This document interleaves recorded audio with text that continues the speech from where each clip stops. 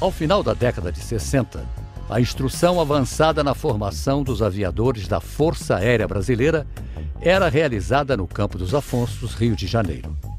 Lá funcionou a Escola de Aeronáutica, que por cerca de 30 anos foi o grande celeiro dos pilotos militares brasileiros. Em 1967, a Academia da Força Aérea recebeu as primeiras aeronaves Cessna T-37C, provocando um extraordinário salto de qualidade na formação dos cadetes. Os TMEs da FAB estavam chegando a seu limite de vida útil, então precisava de um avião para substituir a instrução dos cadetes. Então o Estado Maior da Aeronáutica fez um estudo. Na minha cabeça, foi uma compra muito boa, o avião é excelente. Então compraram na fábrica, lá em Wichita, nos Estados Unidos, na Cessna, 40 aviões, 0 quilômetros. Se não me falha a memória, o preço de cada um foi em torno de 250, 225 mil dólares, porque eu ainda tenho em casa o invoice da esquadrilha que eu trouxe. O preço era esse. 40. Eu não estava na academia nessa época. Eu cheguei no ano seguinte. Já encontrei a coisa mais ou menos funcionando, porque não era a Escola de Aeronáutica. Aquilo ali era o departamento precursor da Escola de Aeronáutica, cuja sede era no Campo dos Afonsos, Escola de Aeronáutica. Neste ano que eu chego, muda de nome, muda para Academia da Força Aérea. O Coringa nasceu derivado de uma esquadrilha de T-6 que já existia. Essa sede de fazer acrobacia com 4 aviões já existia. Então, quando eu estava no SM, tomando conta dos T-6, quando eu cheguei no SM, tinha 16 T-6 que voavam muito pouco. Mas quem voava esses T-6? O pessoal que gostava de fazer acrobacia na ala. Então, me lembro do Ribeiro Júnior, do Tarugo e outros. E eu entrava nessa Chagas, entrava nesse time, Santa Clara, porque eu gostava das coisas. E dali nascia do outro lado também a primeira versão do Coringa, que era puxado por um rapaz que está aí hoje, Padilha. Padilha começou a puxar e aquilo foi, mas o Padilha foi embora e, na minha cabeça, o grande incentivador, mantenedor do Coringa é o Macedo. Alguns instrutores abnegados começaram, depois do expediente, a voar, certo? Para mostrar aos cadetes qual era a performance, não só do avião, mas também como dos instrutores. Isso para o cadete era extremamente importante. Vamos supor que você tem um motorista cara que na autoescola te ensinando a dirigir. Na primeira curva ele avança um sinal, você fala, pô, esse cara está me ensinando o quê, né? Então nós passamos a ter mais confiança no instrutor e mais confiança no avião. E o que era mais importante, um dia a gente queria chegar lá. Nascia assim o Esquadrão Coringa, Esquadrão de Demonstração Aérea da Academia da Força Aérea. Eram ao todo 9 aeronaves T-37 voando em formação e pilotadas pelos próprios instrutores da AFA. Então a seleção desses pilotos foram feitas em função disso. Capacidade técnica, eles tinham que ter capacidade técnica, tinham que ter interação com o grupo, porque eu não podia chamar para o meu grupo uma pessoa que eu não gostava. Ou que era uma pessoa que o grupo não gostava e que fosse uma pessoa equilibrada. Isso para nós na academia, ser convidado para ser para o Coringa era o ápice da nossa carreira. Isso criou uma mentalidade nos cadetes de cada dia ser melhor, certo? Cada dia ser melhor. Aí nós vamos falar assim, pô, mas alguém ensinou isso a vocês fazer? Não foi ensinado a fazer isso, porque nós tínhamos a esquadrilha da fumaça que vinha com o mesmo espírito, com o T-6, certo? Mas quando passou para o T-37 era uma coisa completamente diferente, certo?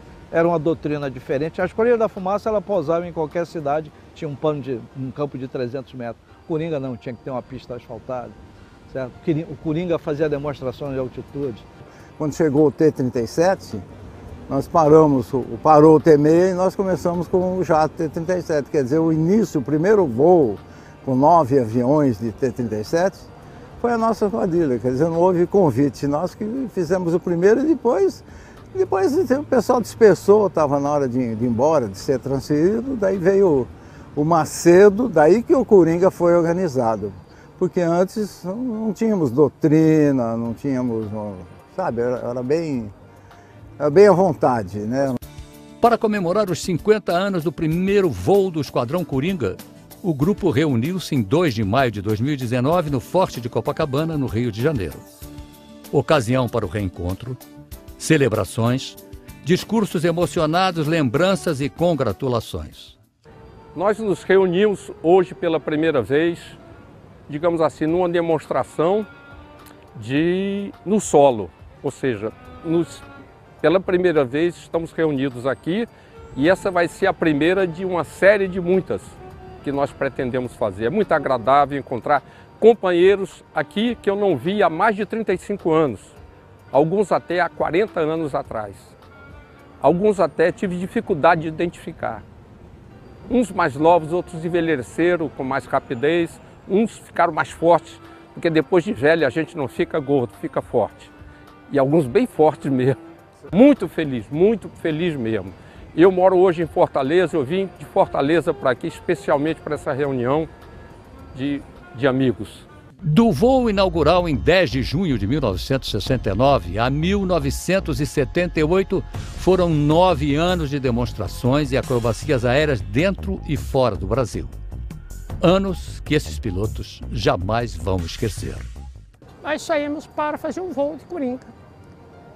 Quando a esquadrilha se aproximou da pista, ele pegou a manete, jogou a manete para frente, saiu do meio da formação e disse assim, eu não aguento mais, e saiu.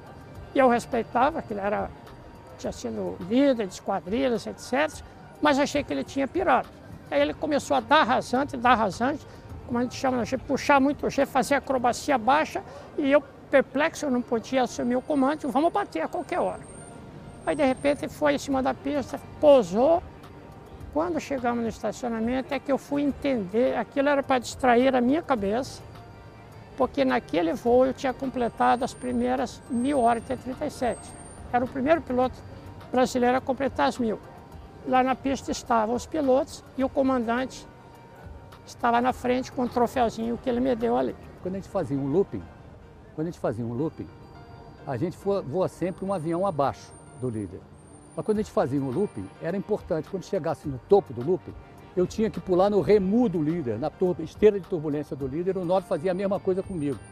Porque senão, se a gente não enfrentasse aquela turbulência ali, e quase encostando o tubo de pitot na luz de passagem dele, era bem no papo mesmo do avião, na trepidação, para o 9 poder acompanhar também.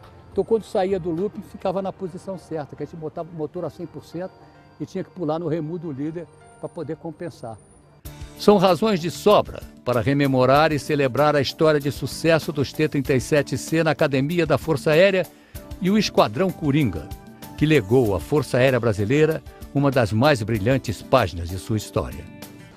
Então, o Coringa era uma unidade diferente, que trabalhava depois da hora, voava no sacrifício, porque as manobras eram difíceis, as demonstrações eram no fim de semana, certo? E nós não ganhamos nada mais por isso. Entendeu? E o Coringa levou a bandeira da Força Aérea muito alta em muitos lugares do país. Tá? Então, essa mensagem, essa memória que a gente quer resgatar e que a gente quer manter, que as futuras gerações, de fato, entendam que se eles estão hoje num patamar, devem àqueles caras lá atrás que mantiveram aquele padrão. Foi a época melhor da minha vida, foi isso aí. E daí, vamos dizer assim, eu semeei aquilo ali. Né? E depois o pessoal tocou para frente aquilo e deu o Coringa, deu esse negócio bonito. Isso dava um prazer extraordinário voar no Coringa. Era uma coisa entusiasmante, para falar a verdade, era uma coisa entusiasmante. E era uma marra. Tem o emblema do Coringa no macacão, e dizer, meu instrutor é do Coringa, o seu não é. Então é um instrutor diferenciado dos outros instrutores da academia. Uma experiência rara que eu vou levar para o resto da vida. Então, continuarei sempre feliz por ter pertencido ao Esquadrão Coringa. Uma marca da Força Aérea que eu fico feliz que esteja sendo reconhecido para que outras gerações tomem conhecimento e também sejam felizes. Meio século depois, eles estão aqui, jovens pilotos de outrora que mantêm acesa a chama de suas glórias, unidos pelo legado histórico, eternizados pelo destino.